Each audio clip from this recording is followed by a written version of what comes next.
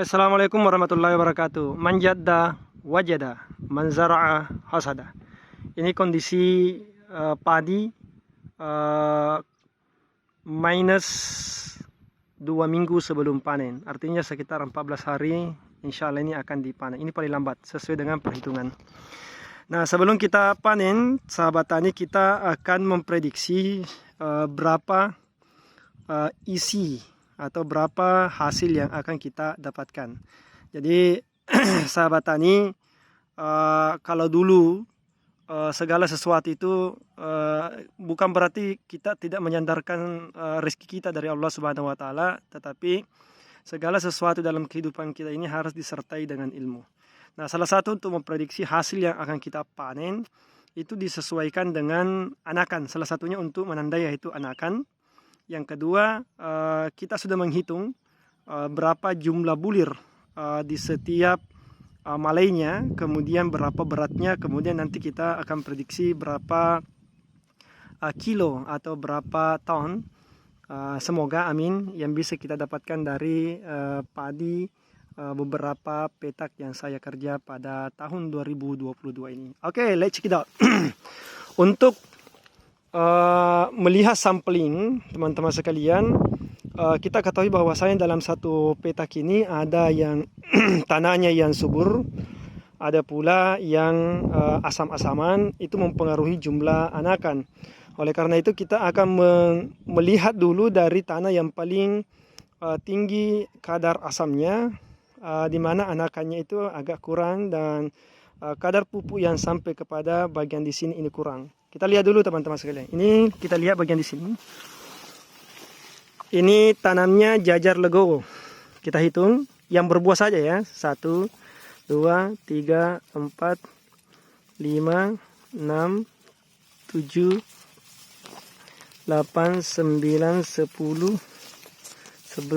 12, 13, 14. Ini saya katakan bagian di sini adalah bagian yang paling sedikit hasilnya. Kita akan lihat teman-teman sekalian, ambil samplingnya di bagian sebelah atas tanah. Ini kan di tengah.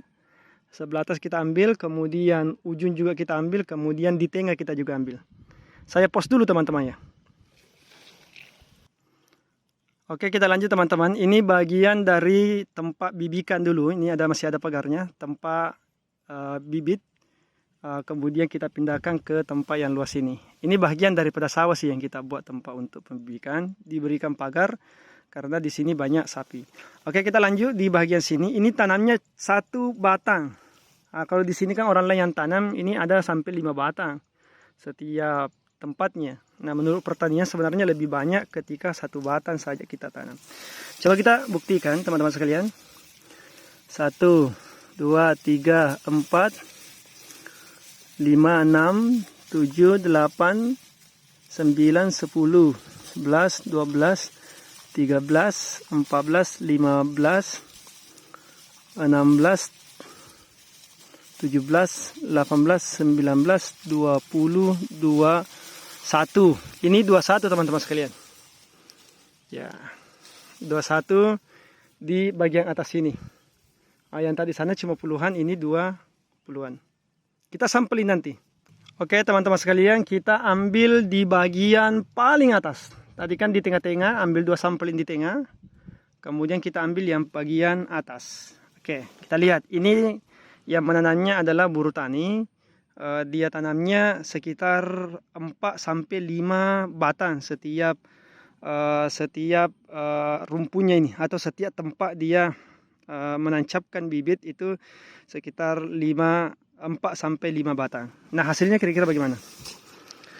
Kita lihat 1, 2, 3, 4, 5, 6, 7, 8, 9, 10, 11, 12, 13. Ini satu yang mati, 14. Ini 14 batang di setiap di setiap titik. Nah, ini bisa kita mengambil kesimpulan teman-teman sekalian sebelum kita nanti survei secara keseluruhan. dari sampel yang kita lihat bahwasanya menanam satu batang itu jauh lebih banyak anakannya dibandingkan kita menanam beberapa batang di setiap titik. Nah, ini buruh tani yang tanam, sedangkan yang sana yang tanam saya karena tempat pembibikan buruh taninya sudah pergi, kemudian saya tanam ada sedikit tempat yang ada di sana dan hasilnya tadi lebih dari 20 anakan. Oke, kita lihat di bagian sebelah kanan. Oke teman-teman sekalian, saya ambil dari sisi kanan ini, bagian atas. Ini titik yang keempat, kita ambil sampel.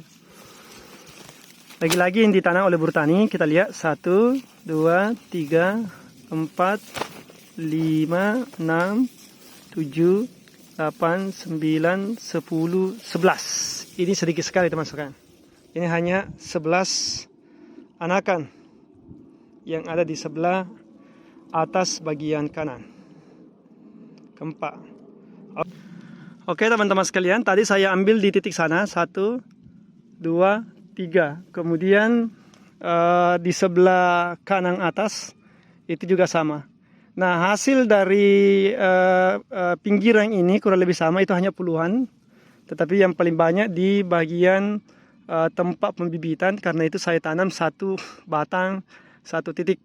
Nah, nanti kita akan praktekkan benar-benar satu batang satu titik karena hasilnya sana sampai lebih 2020.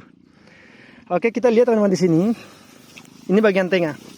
Ini ditanam oleh buruh tani sekitar 4 sampai 5 batang setiap titik.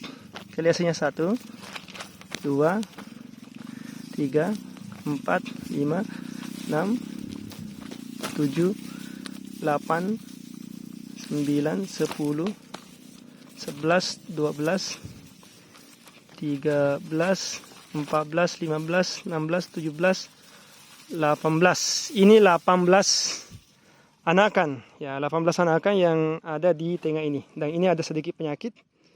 Oke, ini hampir semua padi yang ada di sini kena penyakit ini. Saya sudah berikan aplikasi pada video sebelumnya, tetapi masih ada yang tersisa, tapi dari segi jumlahnya sudah mulai berkurang teman-teman sekalian. Oke, kita ambil sampel lagi di tengah bagian bawah. Oke teman-teman sekalian, ini sampel yang paling terakhir kita lihat di sini adalah ada legowonya yang begitu luas. Saya prediksi sekitar 50 cm lebih, karena di sini tidak menggunakan dulu tali, maka buruh taninya hanya mengikuti instruksi saya dengan menanam langsung.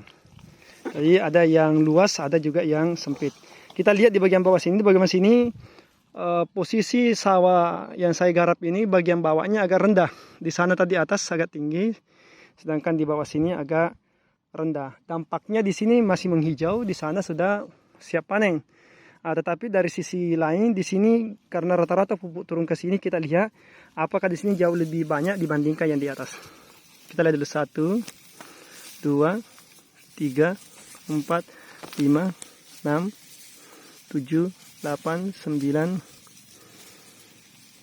10, 11, 12, 13, 14, 15, 16, 17. Oke, yang di bawah bagian sini adalah 17. Jadi ini membuktikan bahwasanya bagian atas itu yang jarang terkena air, agak sedikit tetapi cepat pembuahannya.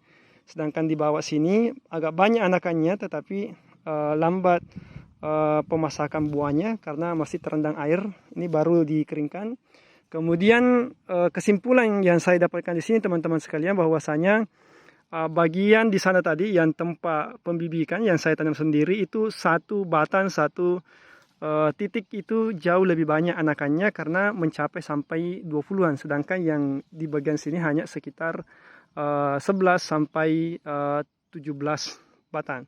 Oke teman-teman sekalian, sekali saya katakan bahwasanya tanah yang ada di sini bukan tanah nomor 1.